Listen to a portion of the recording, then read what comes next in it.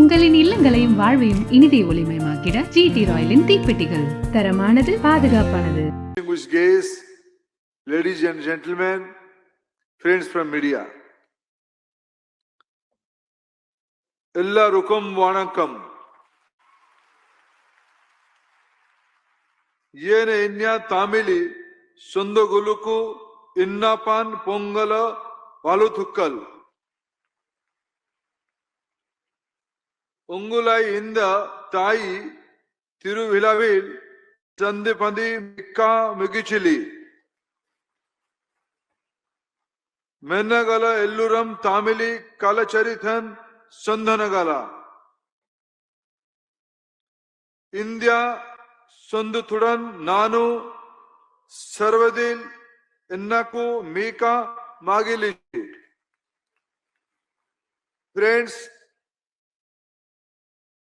pardon for my limited knowledge of Tamil. It's a great language.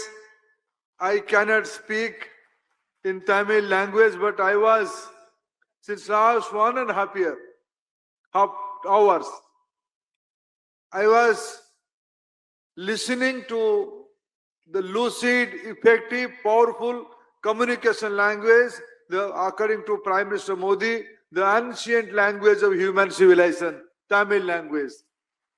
On an auspicious occasion, on the eve of Pongal, I am here on the prestigious forum of anniversary of the great magazine Thuglak. Friends, I am happy to be here today on a platform that has been shaped over the years by people who believed in speaking plainly and questioning honestly. Tughlaq has never been a space for Aegeopolis. It has been a space where speakers are expected to think and to be questioned. The expectation itself is a sign of healthy working democracy. It is befitting that we gather around Pongal. Pongal is a festival grounded in realism. It celebrates effort, continuity, and responsibility. It recognizes that progress does not come from slogans, but from sustained work and from the humility to correct course when needed. Societies like harvests mature over time. Pongal also reminds us of something deeper about India. Across the country, the same astronomical transition is celebrated in different forms. Pongal in south, Bihu in east, Makar Sankranti across many regions. The names differ, the customs vary. This is the beauty of the Bharatiya civilization. But the spirit is the same. Thankfulness, renewal and harmony with Mother Nature. This is the idea of Ek Bharat, Shrestha Bharat. Unity in Bharat was never imposed. It has always been practiced and experienced. Diversity did not weaken this nation, it enriched it. Regional languages, traditions, and practices became different expressions of a common civilizational realm. Long before unity was written into policy, it was lived through the Indian culture. And that anchoring is tested through questioning. It is exactly the reason why Tughlaq matters today.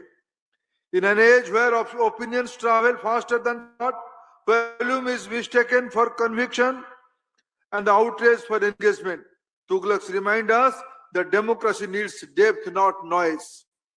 It insists that ideas carry responsibility, that disagreement must be anchored in reason, that public life cannot be sustained by performance alone.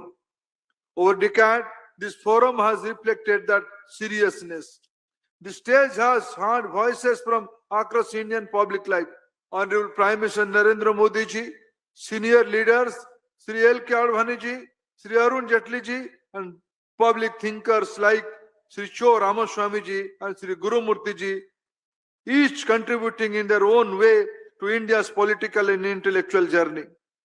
Their presence here was never ceremonial. It reflected the importance of Tughlaq as a forum where ideas are tested, not curated for comfort. Tughlaq is not merely a mosaic of thoughts ideas and diverse perspectives. It is a public institution of democracy, and that one that belongs neither to power nor to opposition, but to leaders of the Tughlaq. Thank you, readers. And the institutional character was envisioned by one man, Sri Srinivas Raghavan Ramaswamy, our very own Cho Ramaswamy. If Tughlaq represented a method of disciplined descent, Cho represented its conscience. He was a Rajguru. Cho was fearless but never careless. He was spectacle of power but never cynical about the republic. He questioned every government of his time. Criticism was not accidental, it was deliberate. Cho believed that democracy weakens not when leaders are criticized, but when they stop being questioned seriously. What distinguished him from others was not what he said, but how he said it. For Cho, satire was not about making fun, it was a craft. It was a moral instrument. He was a Niyandi Methai. He used humor to expose contradictions, exaggeration to reveal truth, and irony to puncture self-importance. He criticized friends openly and acknowledged merit in opponent honestly.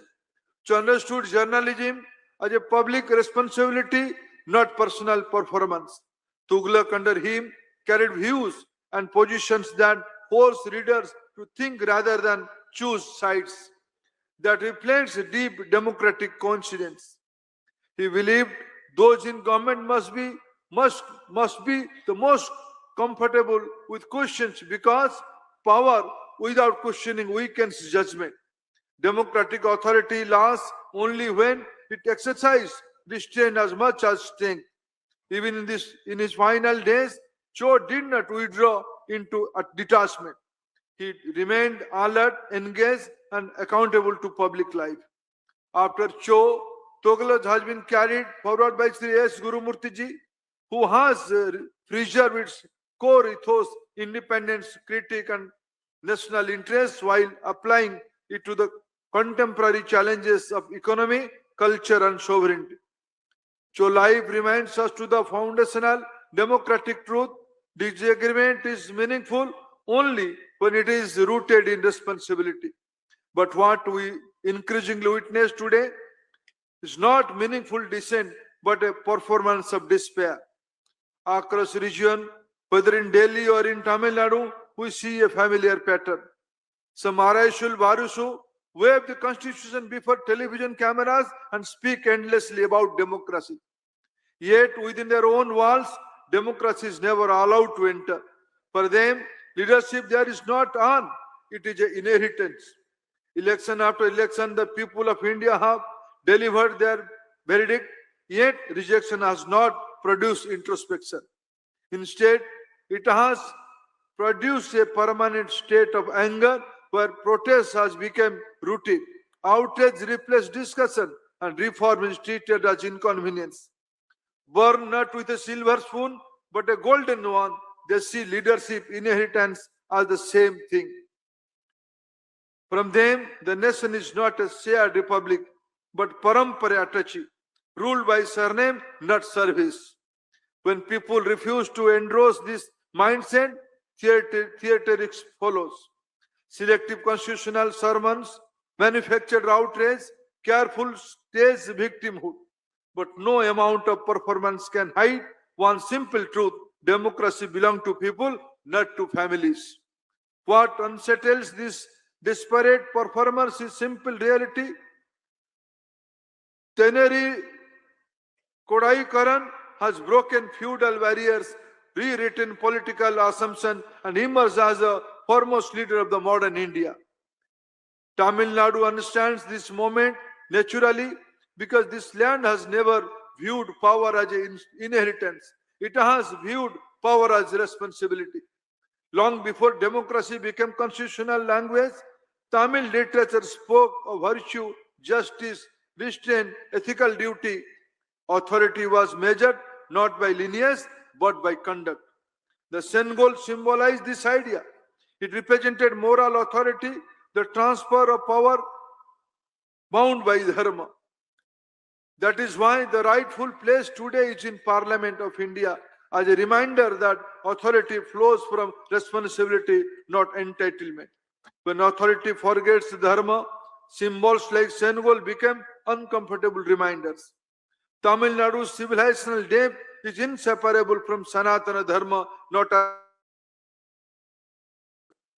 from Sirkundaram near Ginji, where the presence of the 24 Tirthankar reflects an ancient Jain heritage, to the great Hindu temples that anchor Tamil sacred geography. This land has sustained spiritual plurality from centuries. Powerful kingdom, most notably the Cholas, nurture faith, philosophy, learning and cultural harmony. They did not see spirituality and statecraft as opposites, but as complementary forces that strengthen society. Tamil Nadu has been a custodian of India's deepest spiritual tradition. Vedantic Sampradayas, Yoga, Ayurveda, Siddha, Jyotisha, Vastu, Sanskrit learning, classical music and classical dance. The Cholas and Pandyas carried this shared Indian civilization from Kedarnath to Kanyakumari and even beyond the seas through temples, art and cultural exchange. Sanatana Dharma has always accommodated diversity, debate and dissent within the civilizational framework. And yet, despite this vast inheritance, we hear voices today that speak casually of erasing Sanatana Dharma, reducing it to caricature, even comparing it to diseases. It is strange that civilization, which observed debate for centuries, is now declared intolerance by those who cannot tolerate its very existence. At this point, one can only hope Mahaprabhu is kinder to them than their understanding of civilization has been. India, however, has always responded to civilizational confusion, not with noise, but with discipline. It was this instinct that Swami Vivekananda articulated at Kanyakumari, not as an end, but as a beginning. He saw the confluence. There he articulated a vision of India built not by force of agitation, but by character, discipline and service. This was not rhetoric ideal, it was a demanding ethic of self-restraint, duty and national responsibility. Nearly a century ago, Dr. K.V. Hedgewar transferred this ethic into an organized national commitment in the belief that national regeneration begins with the individual sustained through daily practice, sacrifice and service. It reflects a deeper Bharatiya instinct. The nation are built not only through power, but through character. And this resonates deeply with Tamil civilization, where seva, restraint, collective responsibility have been moral imperatives rather than political instruments. Friends, Tamil Nadu's civilizational confidence has consistently translated into capability. With about 6% of India's population, the state contributes over 9% to national GDP. It leads in manufacturing, automobiles, textile, electronics and exports, and performers strongly on health and social indicators. Tamil Nadu is not merely a high-performing state, it's an economic gateway to India. In ports, industrial corridors, logistic network, manufacturing clusters, and skilled workforce connect India to global value chains across East and Southeast Asia and beyond. What happens in Tamil Nadu does not remain regional. It shapes India's industrial credibility globally. As India became more deeply integrated into global supply chain, Tamil Nadu's role as a key gateway will be of strategic importance. In a federal democracy, such strengths grow through cooperation. Federalism works based within responsibility, travels to both directions. Tamil civilization has never confined itself to geography. It has traveled through scholarship, devotion, trade and ideas.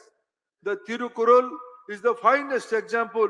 It is a Tamil text but not a regional text. Its teaching on ethics, governance, restraint and human conduct belong to the humanity. That is why, under the vision of Honorable Prime Minister Shri Narendra Modi ji, Tirukkural has been consciously taken beyond language and region. Initiatives such as Kasi Tamil Sangamam reaffirm this civilizational continuum connecting Kasi, Kanchi, Madurai and Rameswaram as a living nodes of one cultural map. I recently had the privilege to visiting Madurai and Rameswaram, an experience that will stay with me forever. When Prime Minister spoke in Tamil at the United Nations, it was not symbolism. It was a statement that India's modern voice carries the depth of its ancient languages. Taking Tamil is not only a cultural act, it is a statement of confidence about who we are and how we prepare the next generation. Because civilizations do not sustain themselves through memory alone, they do through education by widening access, deepening opportunity, and building capability. This is a confidence in Tamil language, not dilution. Education is where culture meets policy.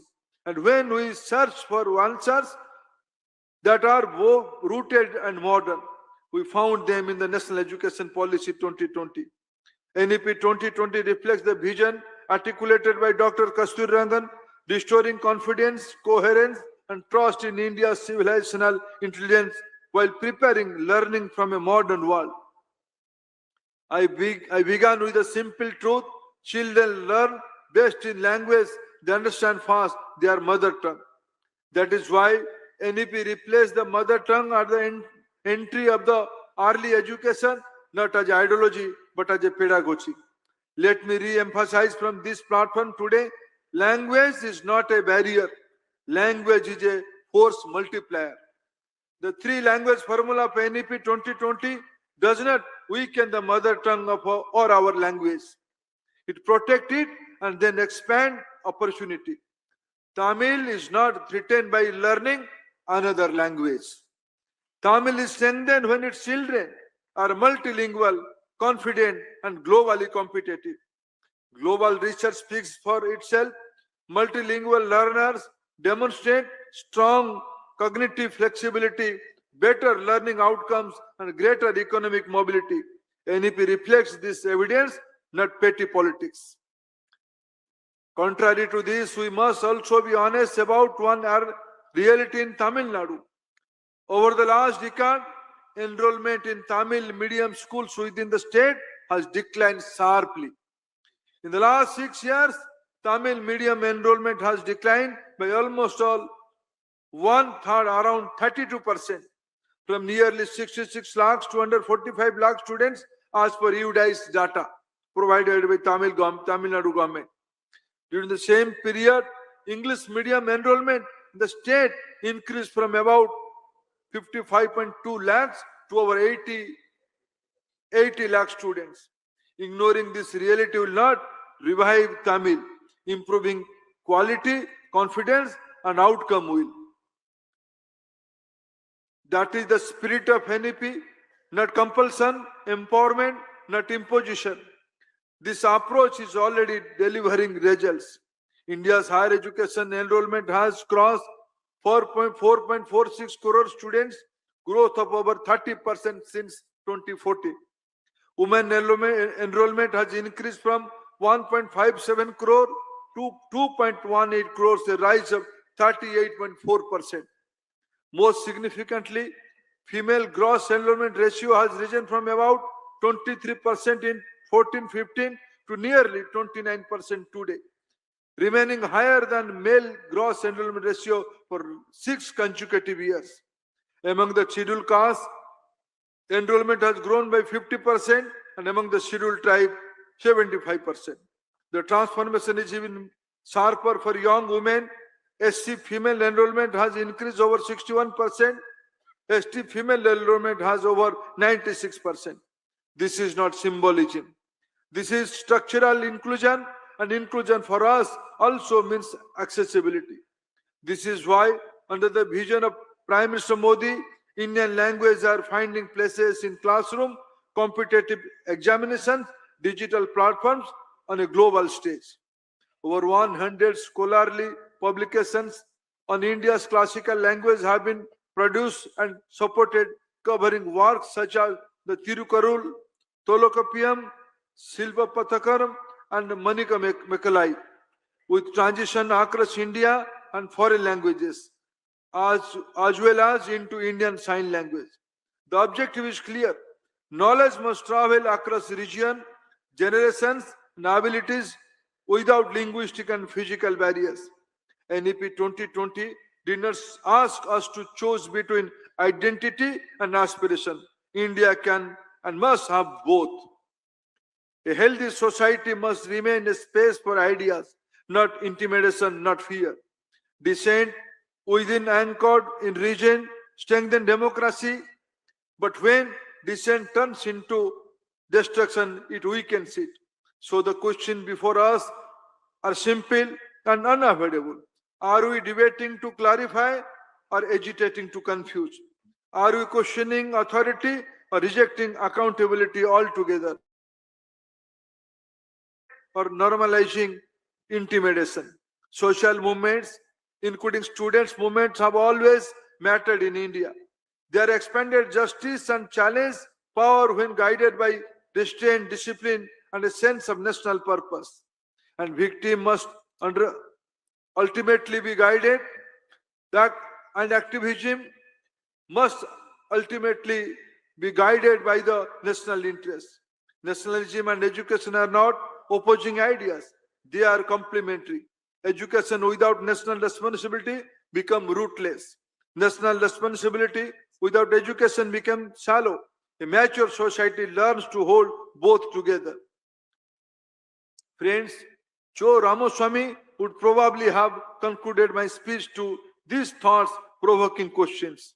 Are we building institutions strong enough to survive our own success? Are we adding to clarity or to confusion?